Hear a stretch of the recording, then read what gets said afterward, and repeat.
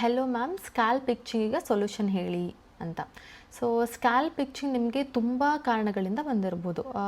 ಡ್ಯಾಂಡ್ರಫಿಂದ ಬಂದಿರ್ಬೋದು, ಅಥವಾ ತುಂಬ ಒಣ ಸ್ಕ್ಯಾಲ್ಪ್ ತುಂಬ ಡ್ರೈ ಇದ್ದರೆ ಅದರಿಂದನೂ ಬಂದಿರ್ಬೋದು. ಫಂಗಲ್ ಇನ್ಫೆಕ್ಷನ್ ಕೂಡ ಕಾರಣ ಆಗಿರ್ಬೋದು, ಅಥವಾ ತುಂಬ ಸ್ವೆಟ್ ಆಗ್ತಿದ್ರೆ ಅದು ಕೂಡ ಕಾರಣ ಆಗಿರ್ಬೋದು. ಈ ಥರ ಹಲವಾರು ಕಾರಣಗಳಿರುತ್ತೆ. ಸೊ ಆಯುರ್ವೇದದಲ್ಲಿ ನಿಮಗೆ ನೀಮ್ ಅಂದರೆ ಬೇವಿನ ಎಲೆನ ಕಂಡೂಗ್ನ ಅಂತಲೇ ಕರೀತಾರೆ. ಕಂಡೂಗ್ನ ಅಂತ ಅಂದರೆ ತುರ್ಕೆನ ಕಡಿಮೆ ಮಾಡುವಂಥ ಒಂದು ದ್ರವ್ಯ ಅಂತ.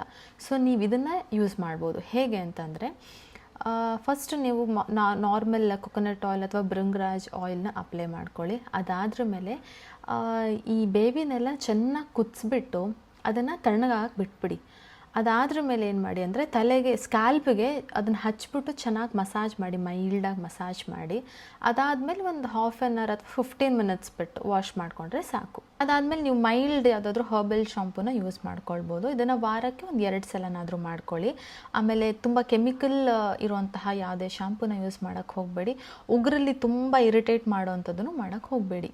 ಇನ್ನು ಇಚ್ಚಿಂಗ್ ಜಾಸ್ತಿ ಇದೆ, ಹೇರ್ ಫಾಲ್ ಆಗ್ತಿದೆ, ಅಥವಾ ರೆಡ್ನೆಸ್ ಈ ಥರದ್ದೆಲ್ಲ ಜಾಸ್ತಿ ಇದೆ, ಬೇರೆ ಬೇರೆ ಸಿಂಪ್ಟಮ್ಸ್ ಇತ್ತು ಅಂತಂದರೆ ನೀವು ಡಾಕ್ಟರ್ನೇ ಡೈರೆಕ್ಟಾಗಿ ಕನ್ಸಲ್ಟ್ ಮಾಡಿ ಟ್ರೀಟ್ಮೆಂಟ್ ತೊಗೋಬೇಕಾಗತ್ತೆ.